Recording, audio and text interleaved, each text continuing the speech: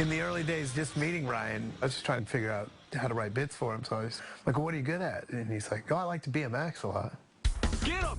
Show him who's captain! He already said he rode BMX, and then, like, further investigation, I found that, yeah, he does ride, but he doesn't really ride away from anything.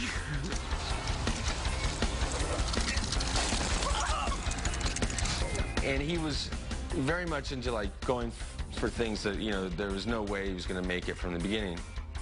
And it wasn't because he was so brave either. But he was just, you know, he was willing to accept what was going to happen to him. That's why we call you Dr. Kick-Ass. Now hit it.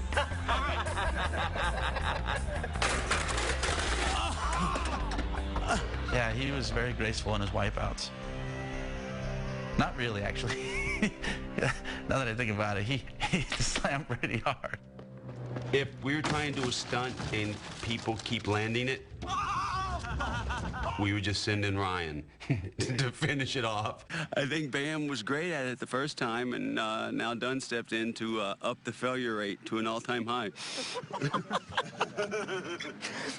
I don't think he ever landed anything except for on his face, which worked for us. If he wasn't pranking you or trying to get you while we're filming, then outside of that, he was like the most genuine rad dude.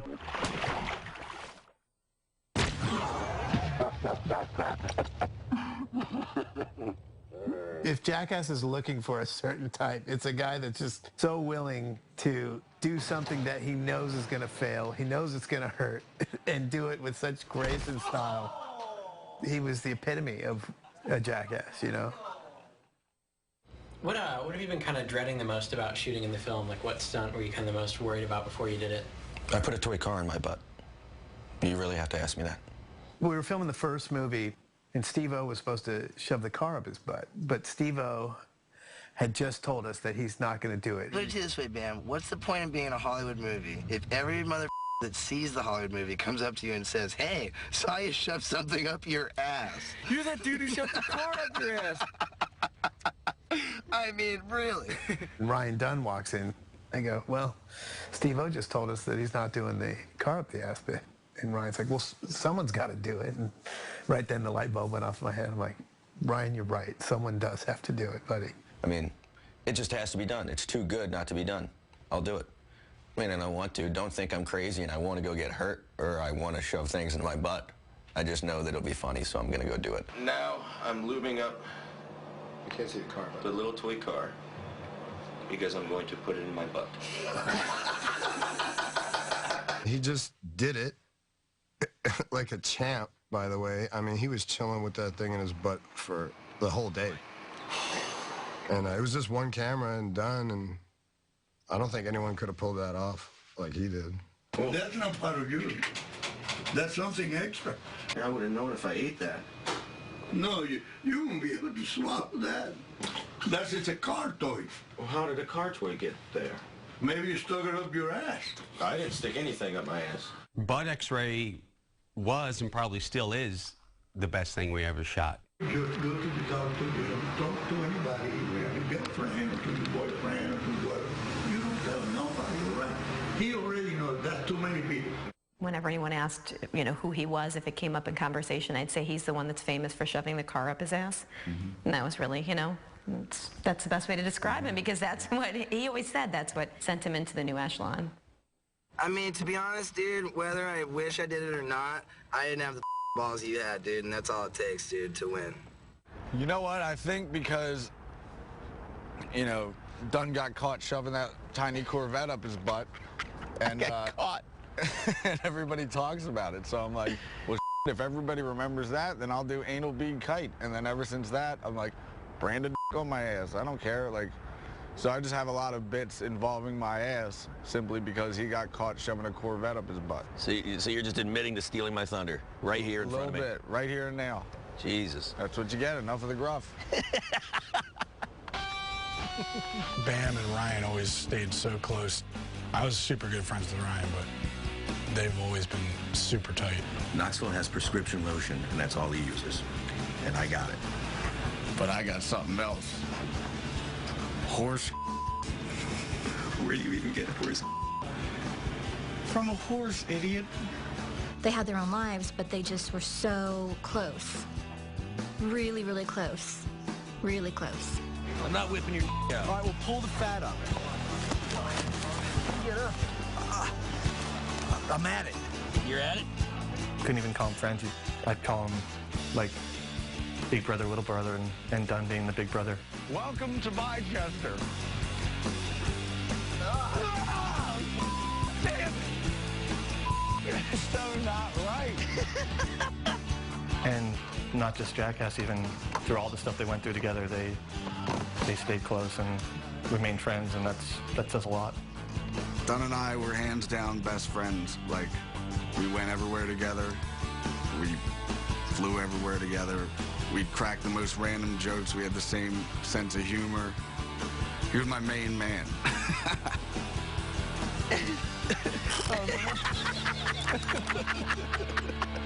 They were two best buds.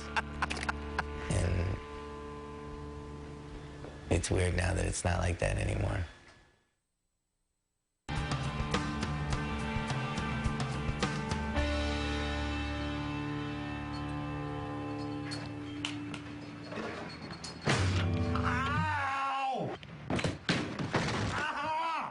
When I first got to Westchester to do Viva La Bam, I was such an outsider. I didn't know Bam, I didn't know Dunn, I didn't know Deco or any of those guys, and they're such a tight-knit group. They wanted nothing to do with me and the crew I was there with. Me and Dunn pushed the producer's rental car into his rental apartment.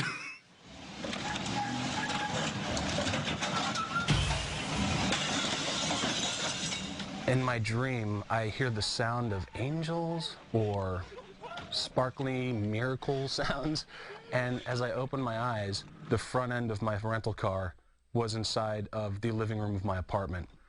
And the sound that I thought were angels was the sound of shards of glass falling from the door frame. I'm so going to jail for that! $5,000 later, we settled it in court. It wasn't necessarily the first day, but I felt like immediately over time, Dunn definitely tried to make a connection. And by the time I'd finished up the very first season of Viva La Bam, I just felt like Dunn and I were best friends. I mean, the beauty of Ryan was that he made everybody feel like they were his best friend. He was just that genuinely interested in who you were and what you were about. And I think more than anything, when I reflect back on meeting him for the first time on the Homewrecker set, is when he saw me for the first time, he just gave me a big hug, like we had been friends forever. I mean, treated everybody exactly the same. Like, I don't care if you're Johnny Knoxville or, you know, a lighting rigger or whatever. Like, every single person that he talked to or hung out, he made them feel like, you know, they were best buds. I've never seen Dunn guarded with people. We would be out in public and people, you know, always coming up to him. Like, they wanted to autograph or he would sit there and chat with them forever. You know, he just loved talking to people. He's really open. And I wish I was that open. I was a fan first, you know, and it's pretty rare to meet people and have them be as cool as he was.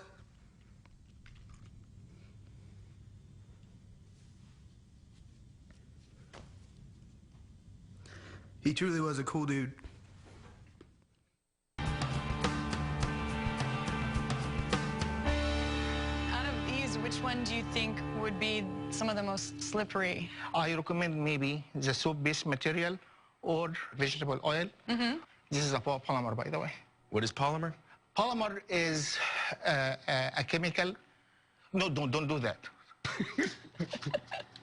Ryan and I actually met when I came in to do a chemistry test for Proving Ground, which is the show that we ended up doing on G4. So does that machine check flavor?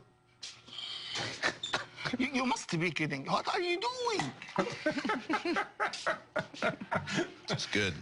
He just was the most interesting person to talk to. Like, every once in a while I would make a comment about something we were doing or where we were going, and he knew so much stuff about it. I'm like, where did that come from? Yeah, when we first met Ryan, he sold himself as, I'm a pro BMX rider, I'm a race car driver, I'm a scientist. Oh man, everything you can imagine. I believe Ryan Dunn knows what he's doing because he told me he studies physics.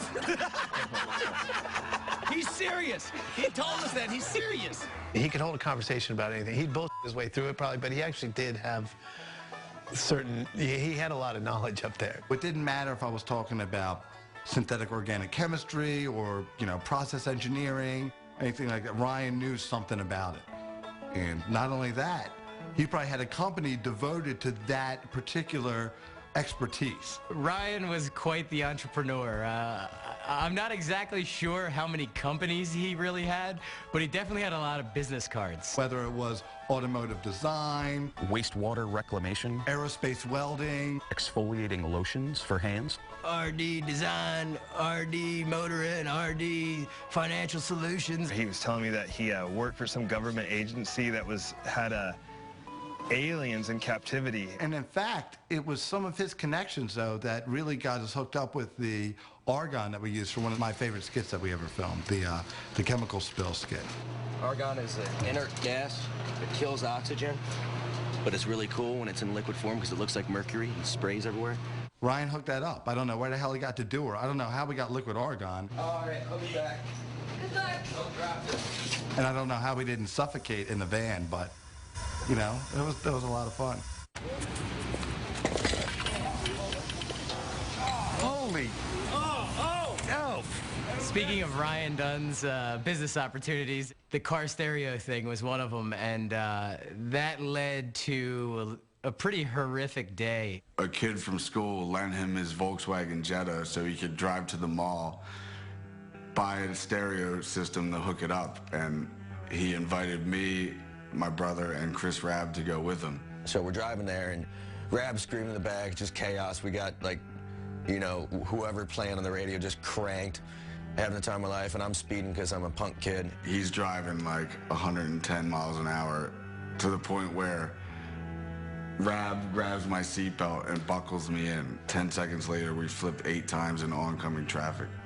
Not like a roll. It was front to back to front to back. The car flips, opens up the passenger door, just flies out in the center median over the oncoming traffic. Yeah, Ryan was all bloody. They found me in the trees, and Bam broke the window with his head. Rabb was totally fine. My part of the car, nothing had happened to it at all, and I just kind of got out and was just confused. And look at everybody is just in panic, and there's cars skidding out, getting out. Couldn't believe any of us were alive, let alone all of us. It was just the worst time my entire life, and to this day, I hate talking to April, Bam's mom, about it because she hated me, and to this day, she probably still has a little bit of hate in her for that accident right there, and I don't blame her because it was horrible. Stupid kids do stupid things. I was pretty much terrified to ever get in a car with him, and, I agreed to do the Gumball Rally with him, which was around the world in 8 days.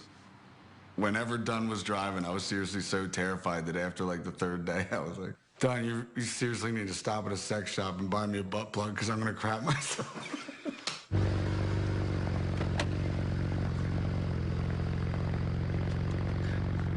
This is the new race car. We're prepping it now for this year's 12-hour endurance race, and hopefully we won't be landing in 5th or 4th or 3rd. We'll be landing in 1st, or else I'd be very upset. He is a good race car driver. He did do a race in West Virginia, and he got 1st place. I don't even know how many cars he had, but he was so into it. He would just, buy these crazy fast cars, take them all apart, put them all back together again, customize them. He was way into it. Full-blown gearhead. Started from skateboards to bicycles to, eventually cars. But anything could get him moving a little faster intrigued him. What do you think's happening here with this one? Go check his oil. How about this? Blew it up again. Don't buy a car made by Dolce & Gabbana and you'll be fine.